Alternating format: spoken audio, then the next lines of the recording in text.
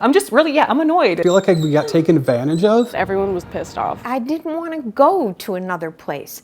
I just wanted my money back. Many people have reached out to Steve on Your Side with a beef about zone athletic clubs. They've all experienced the same thing at different zone locations across Colorado. Let's start with the latest, the Zone Athletic Club near Southlands Mall in Aurora. They finally sent out an email and said they were going to be shutting down on Friday.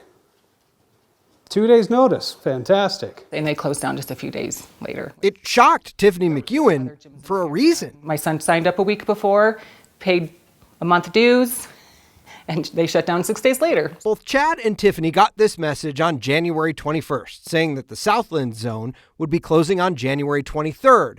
Their memberships would be transferred to a YMCA nearby. The equipment isn't adequate. The hours aren't adequate. They both told Zone they'd rather cancel. And they responded, okay, we'll cancel you, but you need 30 days notice. It's in the contract. 30 days notice? They gave us 2 days notice, but they wanted 30 days notice for us to cancel. It says I have to give 30 days notice. But they gave you 2. Exactly. If that sounds familiar, it's because it is. Something along the lines of, at the end of the day, we'll be shutting our doors for good. Anna Wilson thought when the zone in Fort Collins shut down last spring, her membership would be over. A week later in March, I got a charge to my Wells Fargo for my monthly payment for Zone. It wasn't. And they explained that they had transferred my membership to Crunch in Fort Collins. I said, who do I call to get out of this? And nobody knew. Susan's membership at the Cherry Creek location was moved twice. We're supposed to be doing ballet bar, and there was no bar.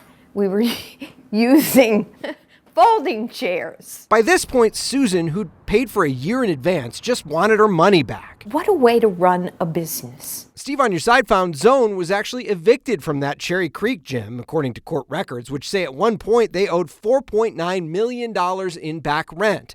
A sign on the window at the Fort Collins location last spring said the building had been seized by the state due to unpaid taxes. And the Southlands location was under an order to vacate for unpaid rent too, $2.9 million there. The Southlands order was issued almost a month before Tiffany's son signed up. I wouldn't think they'd be signing people up and then closing down. There's a reason all of them couldn't cancel right away after they found out their gym was closing. I found out that they could move us within 5 miles. A term in the contract they signed to become a member. Like, did you read through the contract? Did you notice that provision about the 5 miles? Do you read through every contract? I don't. Exactly. Zone's contracts specifically state a member can only cancel their membership if it is transferred to a location more than 5 miles from the location of the establishment when the member entered into this membership agreement. If I would have known that, I would have never have signed up with them, ever. In a phone call with Steve on Your Side earlier today, one of Zone's executives, Brad Banker, said that 5-mile transfer is standard in the gym industry.